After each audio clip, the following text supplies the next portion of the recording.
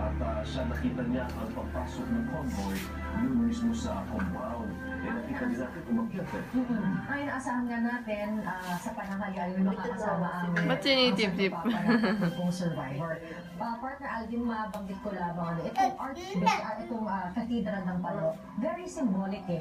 Naalala ko kasi, nasira. Tuklap yung bubungan. Ang unang bumisita dyan na sabihin natin isang mataas na official na simbahan si Cardinal Tagle noon.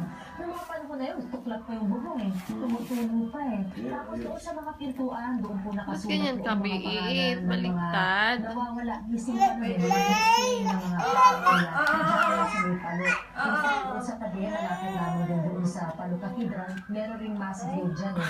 So nakukugyan nga po ang mabasbasan ng ating Santo Papa. Pero ngayon, kung makikita po natin, maya-maya siguro makikita natin yung Palo Cathedral, parang hindi dumaan sa mga ayos na ayos na. Father, talk about the lunch with survivors. Ano ang kahalagahan na ito'y nailagay sa schedule? At take note po mga kababayan, ayaw na ng camera. Di ba may sarili siyang camera? But in this instance, bawal ang video. Adaan.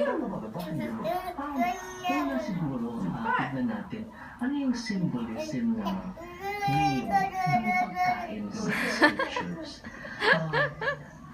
Ay, si Kasama lamang ng mga tao kumahalaga sa iyo. Kitty-chan lang, Kitty-chan. Scriptural Ito kasi, symbolism. dahil alam mo kukuha na ako. Dito sa Sinabi ni Baby. representatives ito ng mga typhoon victims. Pati na tayo Barbie da, Barbie. victims, no?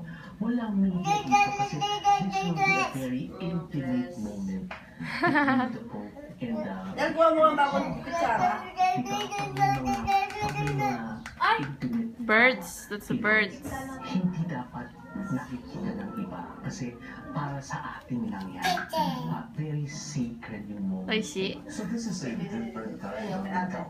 Diba? Kasi pag nakita mo sa Santo Papa, nakaway ka, encounter din yun. Iba-ibang klaseng encounter.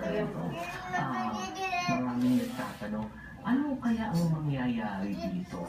Ako, marami akong nai-imagine dito sa lunch na hindi siya Yogurt, tumagal ka na.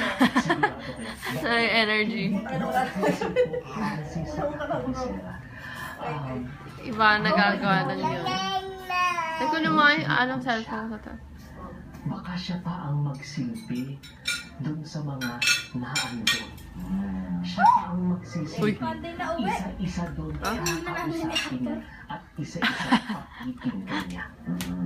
Galing Japan? Form of sharing their experience and burden. Talagang compassion. I suffer with you. No? Nakikiisa ako sa iyo. And No more na no more? Mga non-verbal na mangyayari dyan. Naalala niyo kanina yung offertory procession, yung mga nag-alay kay Pope Francis. Mga typhoon victims din yan, survivors din yan.